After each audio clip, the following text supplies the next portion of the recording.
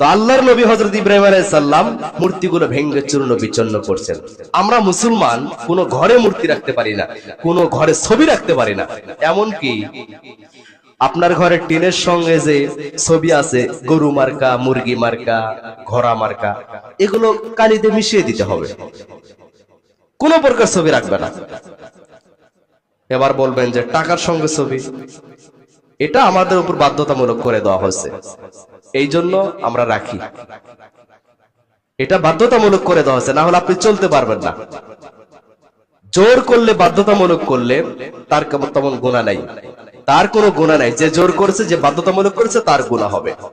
প্রিয় ভাইরা আমার, কিন্তু কওমের লোকেরা চিন্তা করলো, যেহেতু ইব্রাহিম আলাইহিস সালাম, ইব্রাহিম এই কথা বলেছে, তাহলে ইব্রাহিমই হয়তো এই মূর্তিগুলো ভেঙেছে। তো তাকে এমন শাস্তি দেওয়া হোক যাতে কোনো মানুষ আর এই আমাদের দেবতাদেরকে, আমাদের মূর্তিদেরকে অসম্মান করতে না চায়, অসম্মান করার সাহস যেন না পায়। তাকে আবার একটা শাস্তি দেওয়া হোক। কি শাস্তি দেওয়া হোক? তাকে আগুনে পুড়িয়ে মারা হোক। আগুনে পুড়িয়ে মারা যে কত জ্বালা, যে আগুনে পুড়ে মরছে সেই বলতে পারবে। এটা খুব কঠিন শাস্তি, ভয়ানক শাস্তি, যে ইব্রাহিমকে আগুনের মধ্যে নিক্ষেপ করা হোক, যাতে এটা দেখে জনগণ শিক্ষা গ্রহণ করে যে দেবতাদের কেউ যেন অসম্মান না করে। প্রিয় ভাইরা আমার, ইব্রাহিম আলাইহিস সালামকে নিয়ে যা হলো, সেকালের তৎকালীন সম্রাট যে 400 বছর ধরে রাজত্ব করেছে, নাম হলো তার নমরুদ। 400 বছর, 1 বছর 2 বছর না, নিজেকে উপাস্য হিসাবে দাবি করেছিল। ইব্রাহিম আলাইহিস সালাম বললেন, মনে মনে ভাবলেন, এখনই একটা সুযোগ, নমরুদকে একটা দাওয়াত দেওয়া, আমি নমরুদকে দাওয়াত দিব। ইব্রাহিম আলাইহিস সালামকে নিয়ে যাওয়া হলো নমরুদের কাছে। নমরুদ জিজ্ঞেস করলো, ইব্রাহিম বলো তো, তোমার উপাস্যকে, তোমার প্রভুকে? ইব্রাহিম আলাইহিস সালাম বললেন, আমার রব হচ্ছেন রব্বিয়াল্লাযী ইউহয়ী ওয়া ইউমীত, আমার পালনকর্তা তিনি, যিনি মানুষকে বাঁচান এবং মারেন, যিনি বাঁচান এবং মারেন। নমরুদ বলল, আনা উহয়ী ওয়া উমীত, আমিও তো বাঁচাতে পারি, আমিও মারতে পারি। এই কথা বলে দুইজন মৃত্যুদণ্ড প্রাপ্ত আসামি জেলখানার মধ্যে থেকে বাহির করে নিয়ে এসে একজনকে মেরে ফেলে দিল, আরেকজনকে ছাড়িয়ে দিল, দিয়ে বলে, ও ইব্রাহিম দেখো, আমিও বাঁচাই, আমিও মারি, আনা উহয়ী ওয়া ইউমীত, আমিও বাঁচাতে পারি, আমিও মারতে পারি। বলেন নাউজুবিল্লাহ। ইব্রাহিম আলাইহিস সালাম বললেন, ফাইন্নাল্লাহা ইয়াতি বিশ-শামসি মিনাল মাশরিকি ফাতি বিহা মিনাল মাগরিব। ইব্রাহিম আলাইহিস সালাম এবার আরেকবার কোরআন দিয়ে যুক্তি দিলেন। আল্লাহ তাআলা কোরআনের ভিতরে সূরা বাকারা 258 নম্বর আয়াতে বলেছেন, ফাইন্নাল্লাহা ইয়াতি বিশ-শামসি মিনাল মাশরিকি ফাতি বিহা মিনাল মাগরিব, আমার আল্লাহ সূর্যকে পূর্ব দিক থেকে উদিত করেন, আপনি তাকে পশ্চিম দিক থেকে উদিত করুন। নমরুদ মাথা নত করলো, আর কোনো কথা বলতে পারলো না। কোরআনের যুক্তি কি দেখেন। নমরুদ কি বলল, ইব্রাহিম তোমার রবকে, তোমার প্রভুকে, তোমার উপাস্যকে?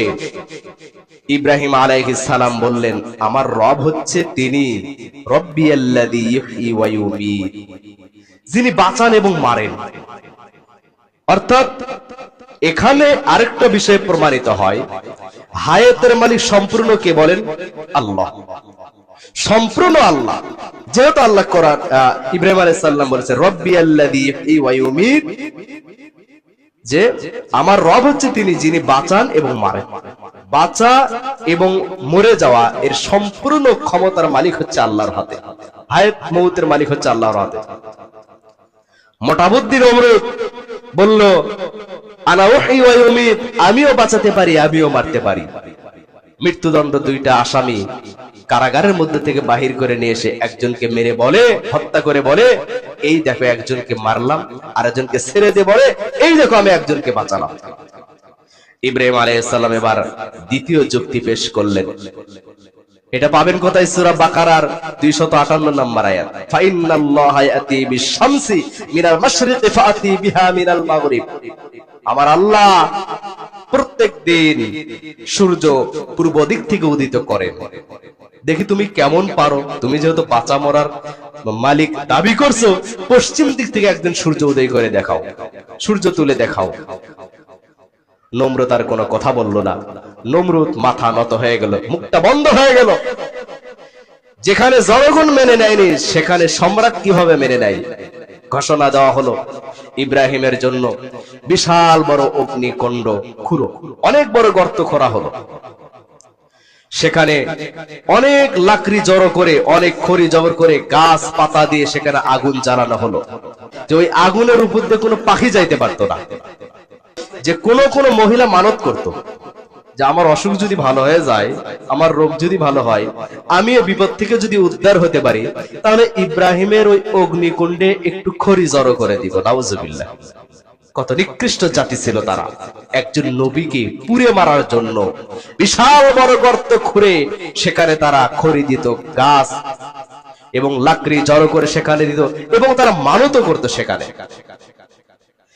ইব্রাহিম আলাইহিস সালামকে হাত পাও বাঁধিয়ে দেওয়া হলো, আগুনের মধ্যে নিক্ষেপ করবে। এমন সময় আল্লাহর ফেরেশতা, আল্লাহর মালাইকা জিবরাইল আলাইহিস সালাতু ওয়াস সালাম এসে বললেন, হে ইব্রাহিম আলাইহিস সালাম, আপনি আমাকে বলেন আমি কিভাবে আপনাকে সাহায্য করব, একটু বলেন যে আপনি আমাকে সাহায্য করেন। তাহলে আমার 600 ডানা আছে, 600 ডানা লাগবে না, একটা ডানা দিয়ে যদি বাড়ি মারি নমরুদের অগ্নিকুণ্ড 7 সমুদ্র 13 নদী পার হয়ে যাবে, শুধু বলেন আমাকে। ইব্রাহিম আলাইহিস সালাম বললেন, না, দরকার নাই। এইবার হযরত মিকাইল আলাইহিস সালাম এসে বললেন, ও ইব্রাহিম, নবী ইব্রাহিম আলাইহিস সালাম, শুধু বলেন, আমি বৃষ্টি বর্ষণ করে দিচ্ছি, নমরুদের অগ্নিকুণ্ড নিভে যাবে, বেশি সময় লাগবে না। কিন্তু ইব্রাহিম আলাইহিস সালাম বললেন যে না, লাগবে না। সমস্ত প্রাণী চাচ্ছিল ইব্রাহিম আলাইহিস সালামকে বাঁচানোর জন্য। ইব্রাহিম আলাইহিস সালাম বললেন লাগবে না, একমাত্র আল্লাহর উপর ভরসা করলেন।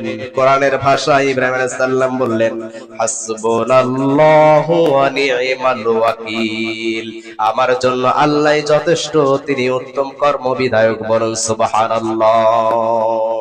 আমার জন্য আল্লাহই যথেষ্ট।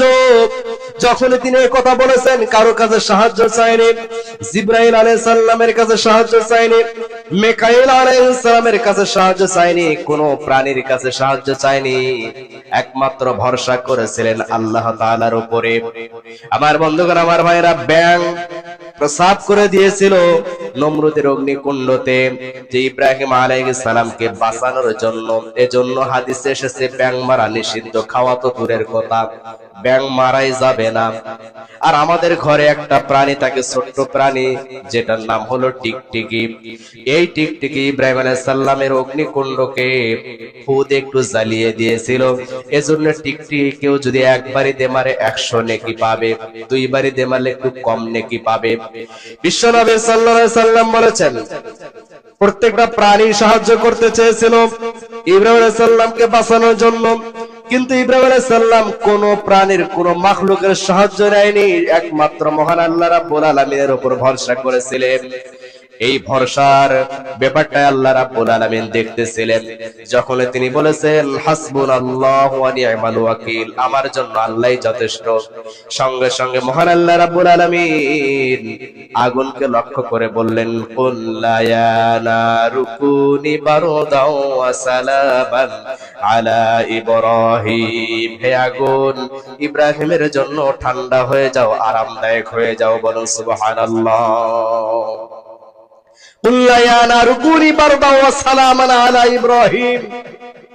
আল্লাহ কথাই বলেছেন সে সপ্তম আকাশের উপরে আগুন ইব্রাহিম আলাইহিস সালামকে পোড়াতো দূরের কথা, যে রশিদে বেঁধে ইব্রাহিম আলাইহিস সালামকে আগুনের মধ্যে নিক্ষেপ করা হয়েছিল, সেই রশি পুড়ে গেছে, কিন্তু কাপড় পুড়েনি। সুবহানাল্লাহ। এটা পশমও পুড়েনি। ইব্রাহিম আলাইহিস সালাম আগুনের মধ্যে আছে, সবাই দেখতে পাচ্ছে। সেই সময় ইব্রাহিম আলাইহিস সালামের বাপ আজর, মুশরিক, কাফের, একটা সুন্দর কথা বলেছিল, ইব্রাহিম, তোমার রব কতই না উত্তম, তোমার রব কতই না ভালো, কতই না উত্তম। ইব্রাহিম আলাইহিস সালাম 40 দিন কিংবা 50 দিন সে অগ্নিকুণ্ডের মধ্যে ছিল। ইব্রাহিম আলাইহিস সালাম বলেছেন, আমি পৃথিবীতে যতদিন বেঁচে থেকেছি আগুনের মধ্যে যত শান্তিতে ছিলাম এত শান্তি আর আমি কখনোই পাইনি। বলুন সুবহানাল্লাহ। এত শান্তি আমি আর কখনোই পাইনি। ইব্রাহিম আলাইহিস সালাম আগুনের মধ্যে যে শান্তির মধ্যে বসবাস করেছিলেন। প্রিয় ভাইরা আমার, আল্লাহ রাব্বুল আলামিন যদি শান্তি দেন কুঁড়ে ঘরের মধ্যে শান্তি পাওয়া যায়। আল্লাহ রাব্বুল আলামিন যদি শান্তি দেন তাহলে আগুনের মধ্যেও শান্তি পাওয়া যায়। তার জ্বলন্ত প্রমাণ হচ্ছে ইব্রাহিম আলাইহিস সালাম। তার মানে এটা নয় আপনি জাহান্নামে যে শান্তি খুঁজবেন, তার মানে এটা নয় যে আপনি জাহান্নামের কাজ করবেন আর জাহান্নামে যাবেন ওখানে শান্তি খুঁজবেন, এমন নয়। অর্থাৎ আল্লাহ রাব্বুল আলামিন দেখালেন যে আগুনের কোনো ক্ষমতা নেই। এখানে আরেকটা বিষয় প্রমাণিত হয়, আগুন মানুষকে পুড়িয়ে মারে। আগুনের ধর্ম হলো মানুষকে পুড়িয়ে মারা, অর্থাৎ পুড়িয়ে ছাই করে দেওয়া, এটা হচ্ছে আগুনের ধর্ম। কিন্তু আগুনও পারলো না ইব্রাহিম আলাইহিস সালামকে মারতে। তার মানে হায়াতের মালিক সম্পূর্ণ কে? আল্লাহ। আর ইব্রাহিম আলাইহিস সালামকে সাহায্য করতে চেয়েছিলেন জিবরাইল আলাইহিস সালাম, মিকাইল আলাইহিস সালাম, সমস্ত প্রাণী, কিন্তু ইব্রাহিম আলাইহিস সালাম সাহায্য নেন নাই। ইব্রাহিম আলাইহিস সালাম ভরসা করেছিলেন একমাত্র আল্লাহ তাআলার উপরে। হাসবুনাল্লাহু নি'মাল ওয়াকিল, যে আমার জন্য আল্লাহই যথেষ্ট, আমার জন্য আল্লাহই যথেষ্ট। সূরা তালাকের 3 নম্বর আয়াতে আল্লাহ তাআলা বলেন, ওয়া মান ইয়াতাওয়াক্কাল আলাল্লাহি ফাহুয়া হাসবু, যে ব্যক্তি আল্লাহর উপর ভরসা করবে আল্লাহ তার জন্য যথেষ্ট হয়ে যাবেন। বলুন সুবহানাল্লাহ।